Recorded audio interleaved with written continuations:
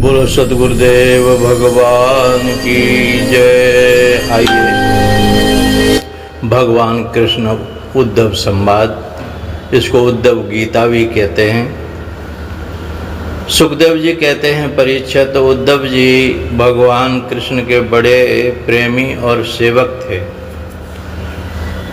उन्होंने जब यदुवंशियों को यात्रा की तैयारी करते देखा, भगवान की आज्ञा सुनी और अत्यंत घोर अपशकुन देखे, तब वे जगत के एकमात्र अधिपति भगवान श्री कृष्ण के पास एकांत में गए और उनके चरणों पर अपना सिर रखकर प्रणाम किया और हाथ जोड़कर उनसे प्रार्थना करने लगे।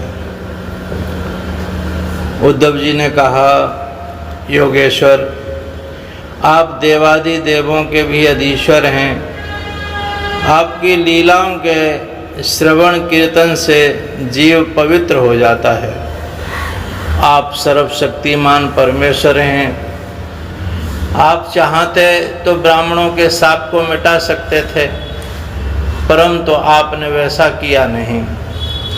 इससे मैं यह समझ गया कि अब आप यदुवंश का संहार करके इसे समेटकर अवश्य इस लोक का परित्याग कर देंगे। ना हम तवाग्र कमलम क्षणादमपि केशव त्यक्तुम समुत्सहे नाथ स्वधाम नयमामपि। उद्धव जी बोले, परंतु घुंघराली अलकों वाले श्याम सुंदर में आधे क्षण के लिए भी आपके चरण कमलों का त्याग की बात सोच भी नहीं सकता। मेरे जीवन सर्वस्व, मेरे स्वामी, आप मुझे भी अपने धाम में ले चलिए। प्यारे कृष्ण, आपकी एक एक लीला मनुष्यों के लिए परम मंगलमयी और कानों के लिए अमृत स्वरूप है। जिसे एक बार उस रस का चस्का लग जाता है, उसके मन में फिर किसी दूसरी वस्तु के लिए लालसा ही नहीं रह जाती। प्रभु, हम तो उठते बैठते सोते जागते घूमते फिरते आपके साथ रहे हैं। हमने आपके साथ स्नान खेले हैं, भोजन किया, कहाँ तक गिनावे, हमारी एक एक चेष्टा आपके साथ होती रही। आप हमारे प्रीतम हैं और तो क्या आप हमारे आत्मा ही हैं। ऐसी स्थिति में हम आपके प्रेमी भक्त आपको कैसे छोड़ सकते हैं। हमने आपकी धारण की हुई माला पहनी, आपके लगाए हुए चंदन लगाए, आपके उतारे हुए वस्त्र पहने और आपके धारण किए हुए गहनों से अपने आप को सजाते रहे। हम आपकी झूठन खाने वाले सेवक हैं, इसलिए हम आपकी माया पर अवश्य ही विजय प्राप्त कर लेंगे। अतः प्रभु, हमें आपकी माया का डर नहीं है, डर तो केवल आपके वियोग का है। हम जानते हैं कि माया को पार कर लेना बहुत ही कठिन है। बड़े बड़े ऋषि मुनि दिगंबर रहकर और आजीवन नैष्ठिक ब्रह्मचर्य का पालन करके अध्यात्म विद्या के लिए अत्यंत परिश्रम करते हैं। इस प्रकार की कठिन साधना से उन सन्यासियों के हृदय निर्मल हो पाते हैं और तब कहीं वे समस्त वृत्तियों की शांति रूप निष्कामता अवस्था में स्थित होकर आपके परम धाम को प्राप्त होते हैं। हे महायोगेश्वर, हम लोग तो कर्म मार्ग में ही भ्रम भटक रहे हैं, परंतु इतना निश्चित है कि हम आपके भक्तजनों के साथ आपके गुणों और लीलाओं की चर्चा करेंगे तथा मनुष्य की सी लीला करते हुए आपने जो कुछ किया या कहा उसका स्मरण कीर्तन करते रहेंगे। साथ ही आपकी चाल ढाल, मुस्कान, चितवन और हास परिहास की स्मृति में तल्लीन हो जाएंगे। केवल इसी से हम दुस्तर माया को पार कर लेंगे।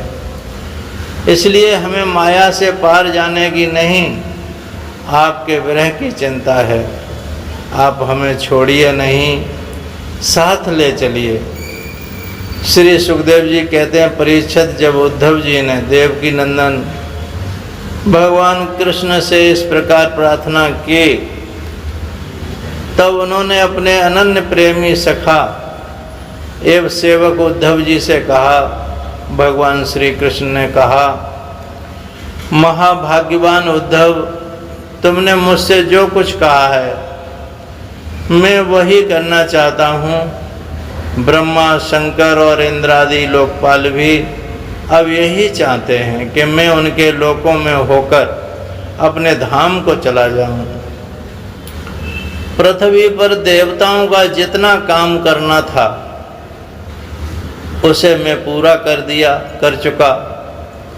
इसी काम के लिए ब्रह्मा जी की प्रार्थना से मैं बलराम जी के साथ अवतीर्ण हुआ था।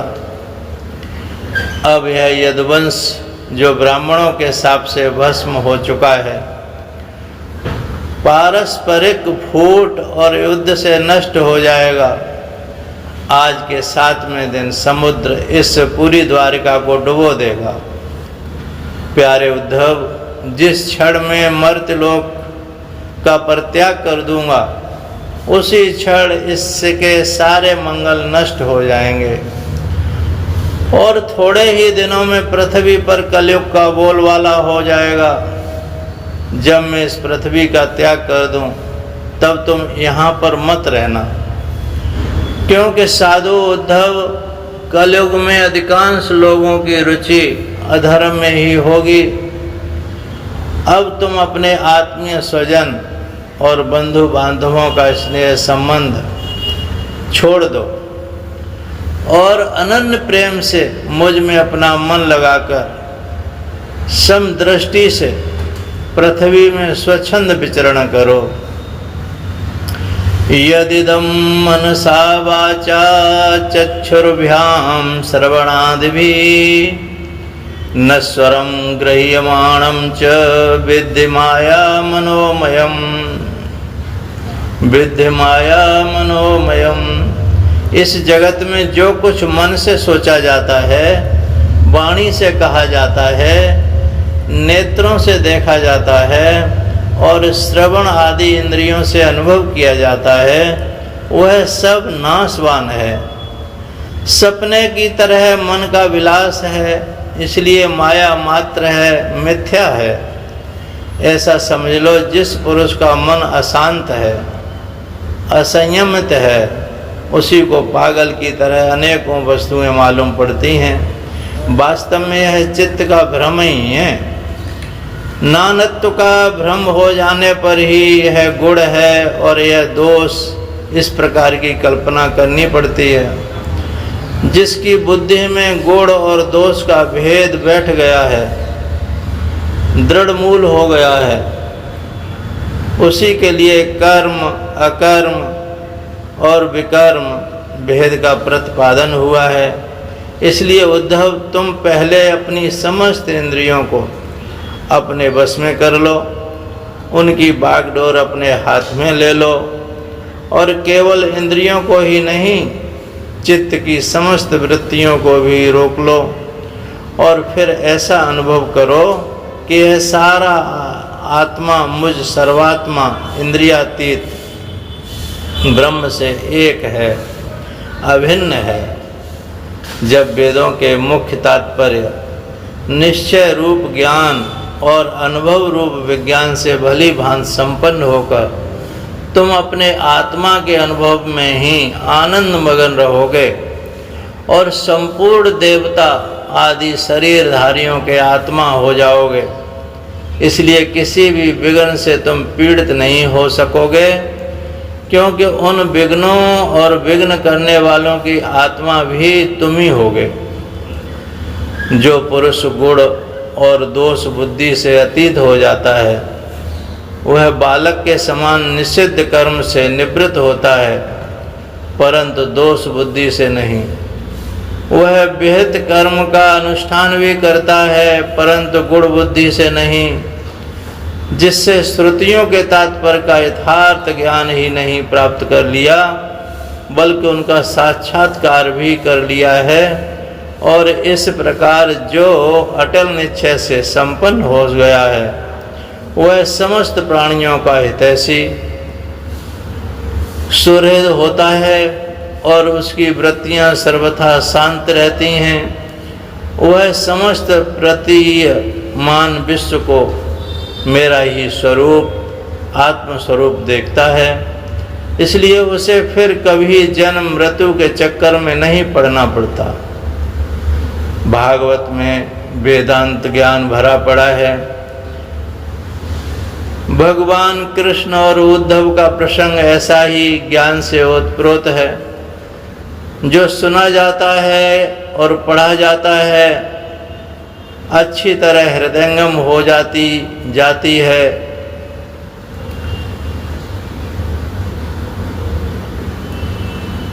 धन्यवाद। पढ़ते रहिए, सुनते रहिए, सब्सक्राइब, लाइक, कमेंट, शेयर भी कीजिए। जय श्री राधे, जय श्री कृष्ण। सद्गुरुदेव भगवान की जय, सच्चिदानंद भगवान की जय। सोहम सोहम सोहम।